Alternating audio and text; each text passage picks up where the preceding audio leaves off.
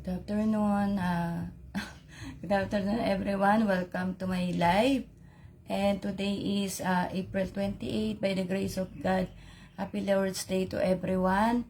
I hope that you've been to church. Although today I attended worship online because, as I told you, we have this reconstruction of the road, and it's like, a lot of gas you will use before you can go to church. So I message our beloved Pastor Lynn that we will just go online today because Brother Igna is so kawawa, because you will go so far away before you can reach the church. Okay, you will spend much on the gas.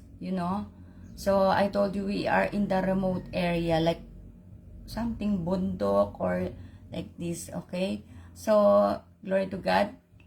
But even you didn't go to church, at least you hear the message online, okay? I told you there is Power Prayer, Live TV Asia, okay? Sure Word, PMCC Novaliches, always, and a lot of, if you know PMCC Port Watcher, then you can ask for the link. Glory to God. April 28, let us pray. Heavenly Father, we are here once again. We want to glorify your name. Give us the joy in worshiping you in spirit and in truth. Father God, please forgive us. Apart from you, our life is full of darkness. Give us the light. Make your light shine upon us. Heal us from our brokenness. May your word bring us joy to walk in truth. We pray this in the name of Jesus, your Son. Amen. Glory to God. Let us greet the happy birthday first. Happy birthday to Brother Neil Gamboa de la Rosa, Brethren in PMCC Port Watch. Happy birthday to Sister Grace Velasco. Happy birthday to Brother Gerald Orminita. Happy birthday to Brother Alton Tornino Semato. Happy birthday to happy birthday to Sister Mavic Espanyol, one of the brethren in Dubai. My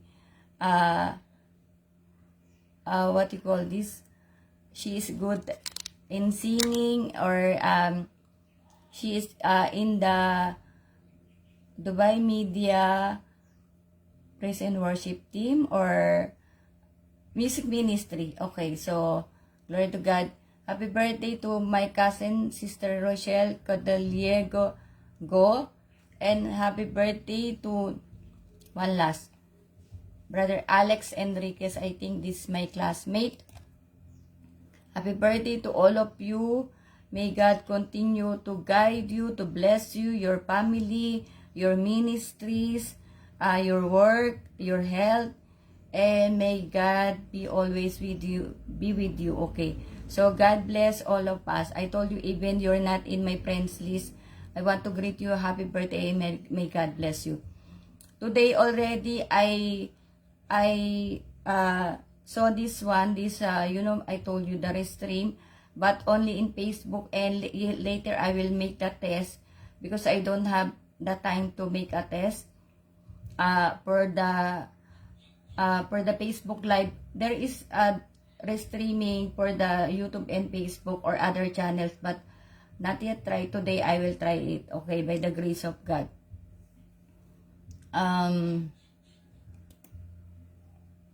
Okay.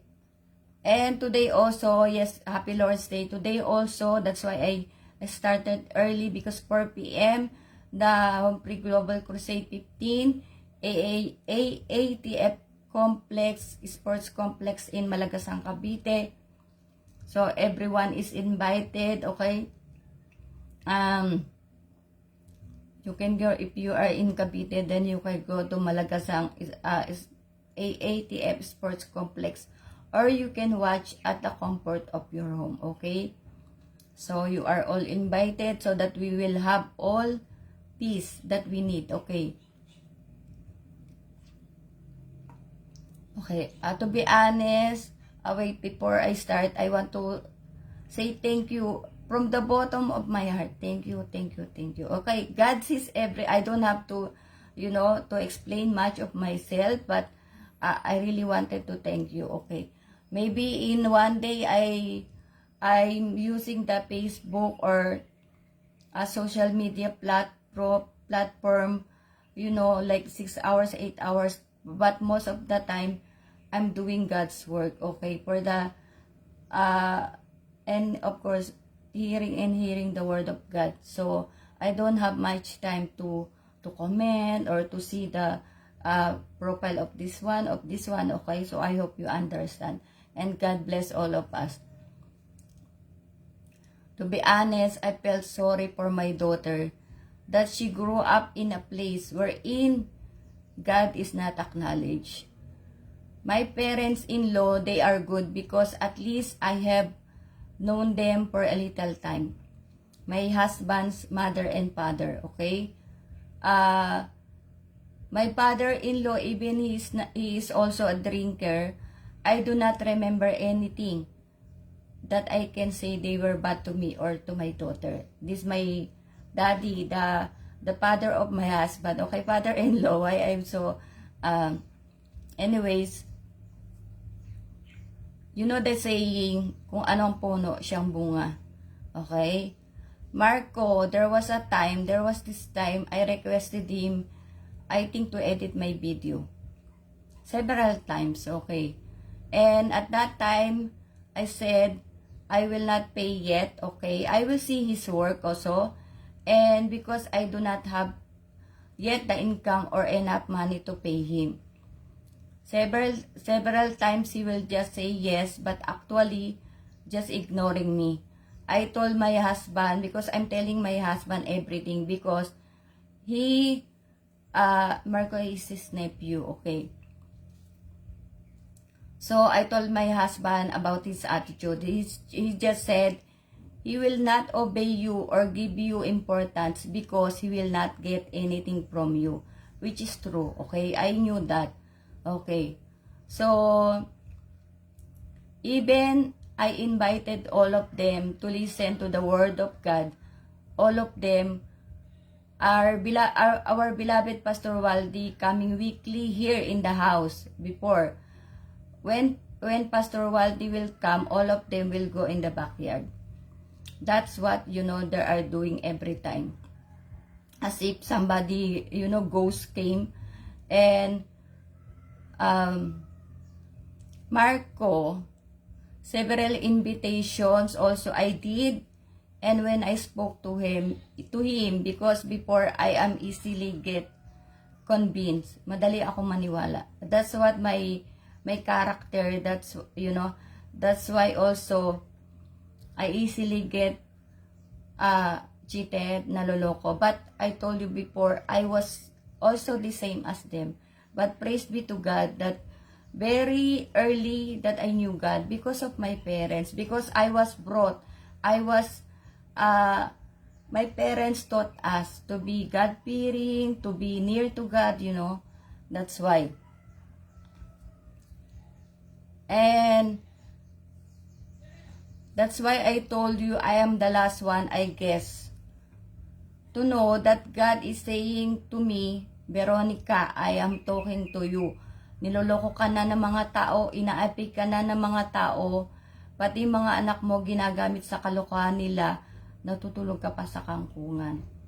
Okay, that's why, like, God, already something like pushing or, I don't know how you call that, tinutuktukan, okay?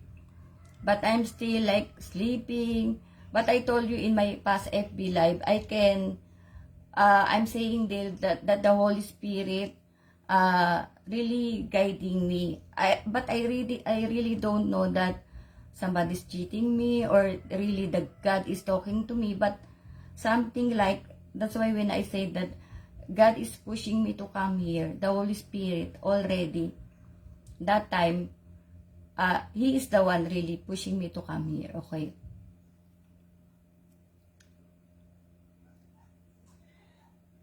And that is, like, all those FB Live I did, the Holy Spirit already guiding me. That I didn't know. That's why I said I thank Pastor Connie, because she's the first one who messaged me. I can feel that the Holy Spirit is there, but I don't even know. I really don't know that. Okay, this what I'm doing in the FB Live is already God's way of talking to people. Okay, that He is using me to share the word of God. Okay, I just felt that I'm really talkative. I want to share the word of God, and but in Dubai, okay, I am really, by the grace of God, I have this some award for the soul winning. Okay, I told you I really love souls. Just I don't know, maybe this is really my ministry. Okay, glory to God. When I am felt happy, when Marco will say, "Yes, Tita, I will come with you in the church," I felt happy because I said, he will be the one to use by God to also bring his family near to God. But I was wrong. Whenever I will see him, like for example, Sunday morning, we prepared already, Jero and me going to church. He will just ignore me, not even telling, "Sorry, Tita, I cannot go because, because of this, because of that." Even when I will ask him for anything, seems like parang nakikipaglukuhan ka lang sa kanya. But with their Tito Edward and Tita Ami, they are like saints. Parang santo pag nandyan yung mga tita-tito niya. Why? Because they have money. Okay, and they are like something like takot. Okay, so like, "Yes, Tita, hello, Tito," something like that. You know what I mean, okay? And they are from Australia, by the way. All of them, they think I am a joke. How I am serving God is a joke. Money is what they can make. Money is what they can make them all happy. And I really so sad. I'm very, very sad for them. The goat and the baboy. I put in Tagalog baboy, okay? So that, for some reasons, my sister-in-law gave to them. It should be for my husband and my brother-in-law who never came to their mind to work. They are both jobless for decades. My brother-in-law, I don't know how many decades. My husband, since I told you, like 8 years, I suffered in Dubai for 8 years alone. And like, he is just here, staying with my children. I'm asking him, before, anyway, I will just ask, because there's so many stories I told you. Something like sobra siyang sisikat, all of them, okay?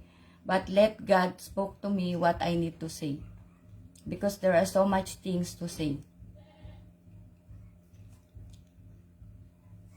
Yes, the goat and the baboy, my sister-in-law gave to them. Okay, it should be for my husband and my brother-in-law who never came to their mind to work. They are jobless for decades. Libre mangarap, pero lakihan na natin. But, at least you will not end up in dreaming. The children should study.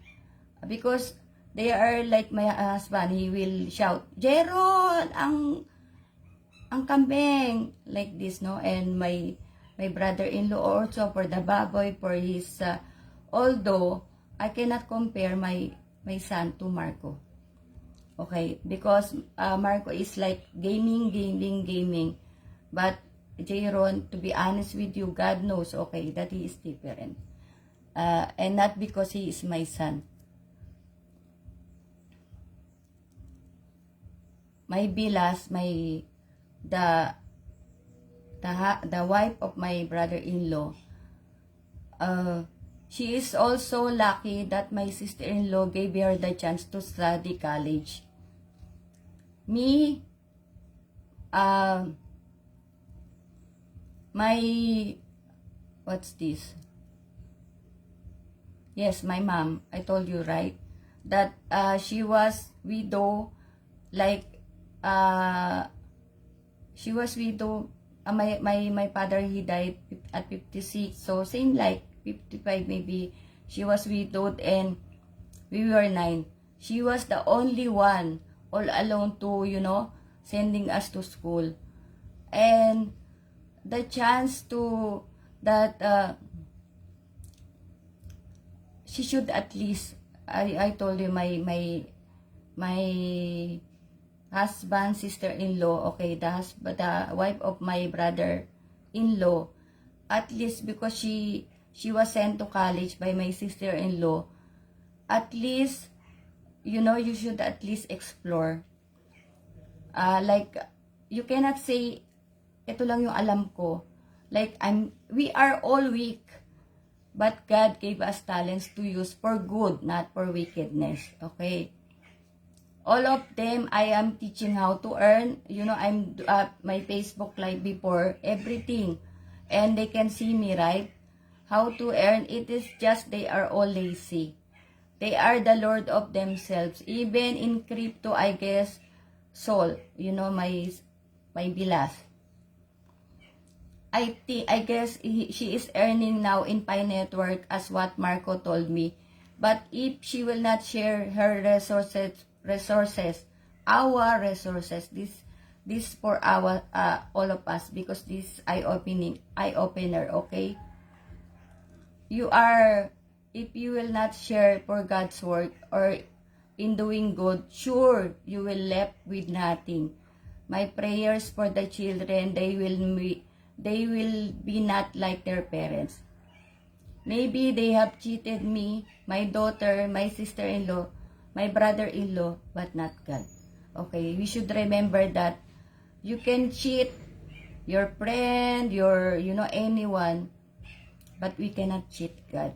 Because I told you every time, God can see everything, okay? Maybe I'm stupid, I'm bobo, somebody can cheat me, but not God. Okay, that's why, yan nga, pinalo niya na nga ako eh. So, sobrang kaingotan ko.